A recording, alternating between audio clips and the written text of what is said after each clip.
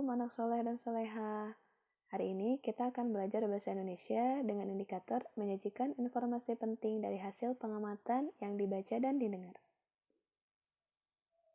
Oke, yang pertama, menjelaskan pengertian teks laporan hasil pengamatan. Nah, di sini teks laporan adalah teks yang berisi informasi berdasarkan pengamatan yang sudah dilakukan. Kemudian, teks laporan ini bertujuan untuk memberikan informasi kepada orang banyak.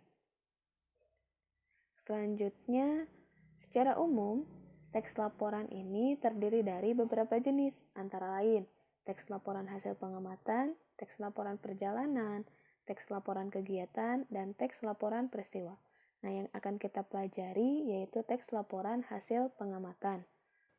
Teks laporan hasil pengamatan merupakan tulisan yang dibuat berdasarkan hasil penelitian atau pengamatan langsung untuk menginformasikan kepada orang lain. Ada beberapa bagian nih dalam laporan, antara lain nama, lokasi, waktu, objek, dan juga hasil pengamatan.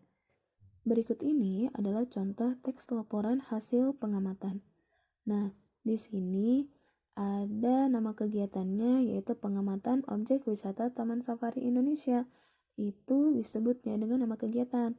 Kemudian, Taman Safari Indonesia itu disebutnya lokasi kunjungan. Rabu 1 Agustus 2018 pukul 9 WIB itu disebutnya waktu kunjungan. Kemudian, dari Taman Safari sampai untuk umum itu adalah hasil kunjungan. Oke, selanjutnya kita akan belajar menentukan kesimpulan dari teks laporan. Simpulan adalah ikhtisar akhir dari suatu teks laporan. Simpulan ini dibuat dengan bahasa yang singkat, padat, dan juga jelas. Kemudian, cara membuat simpulan dari teks laporan ini yang pertama, baca keseluruhan isi teks dengan cermat. Yang kedua, temukan informasi penting yang terdapat dalam teks. Yang ketiga, hubungkan semua informasi yang kamu peroleh menjadi satu pernyataan akhir. Yang keempat, pernyataan akhir tersebut dinamakan dengan simpulan. Teks laporan hasil pengamatan biasanya berisi yang pertama, informasi atau pernyataan umum. Yang kedua, kumpulan fakta atau hasil pengamatan. Dan yang ketiga, berisi simpulan.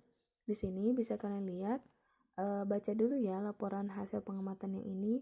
Terus, dari teks laporan tersebut, kita bisa mendapatkan informasi yang pertama, singkong termasuk makanan pokok masyarakat Indonesia, singkong termasuk tanaman umbi-umbian, dan yang ketiga, bagian tanaman singkong yang dijadikan sebagai makanan pokok adalah umbi akar.